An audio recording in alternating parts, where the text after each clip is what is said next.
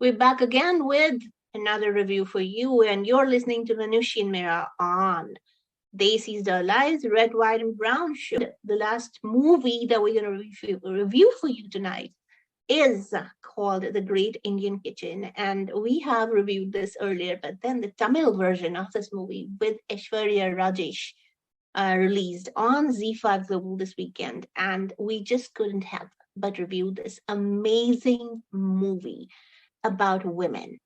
This is about a housewife, and she gets married, and now she's trying to balance her life between what she really wants and how the patriarchy in her new home drives her into different spaces. So we see that this woman, of course, the cast is Aishwarya Rajan. There's there,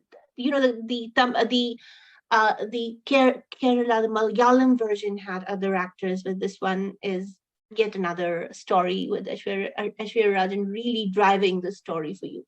So it's a story of a woman who gets married, and her husband is he's like any other husband, Indian husband. What does he do? Well, he does nothing. He just doesn't help her because he thinks that that it's her job to adjust without him ever adjusting. So actually, movie featuring again Aishwarya Rajesh and Rahul Ravindran, who plays the husband, starts with this entire thing where he asks her, "Do you like cooking?" Because in his head, that's what women are supposed to do. And she says, "Yeah, I know how to cook." And she says that matter of factly. And then he says, "I like to eat." Because see, this is how he defines his role. He's not a collaborator to her life. He is somebody who takes. So when they meet for the first time, this is the conversation that happens between them, and they subsequently marry. And then the visuals of the wedding, of course, are really pleasant and colorful. But then the real life starts, and the entire movie is about how this woman really tries to figure out what works for her wedding, for her married life. But beyond that, she also tries to really figure out what is it that she wants. How is it that she wants to? What customs are feasible for her, and how does she make things happen? Because her mother-in-law leaves everything at just as she gets married. The mother-in-law just takes off, and now everything is her thing to do. There's nobody to guide her, and then this again, as I said, this story can be told and retold and told in different languages and different things, but it is subtle expose of the patriarchy that men have in every single household. It takes us to the world where women who do household chores every day to satisfy alpha males never get to have their say. Of course, she marries a sociology teacher, and that sociology teacher believes that the world belongs to men. The family is owned by the man, and they need to satisfy the economic needs of the family, and that's the only job that they have. And he also teaches it to his students.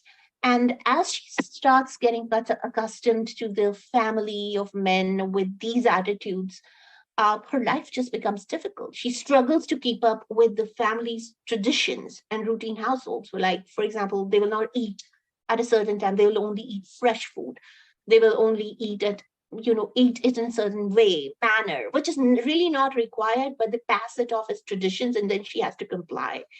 So the plot is very simple in all of it, but the struggles that she has just to keep everybody around her happy, it's like anybody else in an Indian household. It's like a bahu in an Indian household. You don't really need conflicts here, because what she's really doing is she's spending her entire life in the kitchen, and she just she washes utensils, she cleans sinks, she does everything that she's supposed to do to make sure that her role is fulfilled. But her husband is chauvinistic and he's self-centered, and he but the performance by Rahul Ravindran is fabulous. You really want to hit the guy. You really feel like, what the hell has he married? Um, you know, they stage this so well. In the film is only 95 minutes, and you feel that maybe we should have gone deeper in her pain and her liberation and everything. But Aishwarya Rajesh's performance is so powerful. She holds the entire film together. Her character is tailor made for her, and there's Yogi Babu's cameo appearance as well, which is a surprise, by the way, and no spoilers about what he does over there. But it is like the original. It is like the Tamil original, and this story is about a woman who really tries to figure out what is it that is important in the tradition. Is tradition more important than the quality of her life? While she's doing all this in the kitchen, she's really dealing with, they eat and they keep things on the table for her to clean.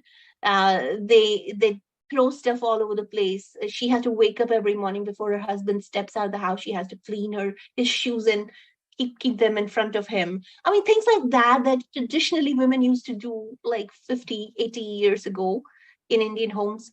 That's what she's supposed to do because they call it tradition. It's not tradition, it's just convenient. The saddest part about this whole thing is that this doesn't just stop. These movies just showcase us a reality of the world that we live in. That even after so many years, even after we've got independence, we've got everything today, but still the modern सोच जिसको हम बोलते हैं ना वो इधर से नहीं है. It's always just in the books, but never in the life. And ये ऐसा कब तक चलेगा? These movies kind of make me so sad for these women who actually have to go through these things in real life.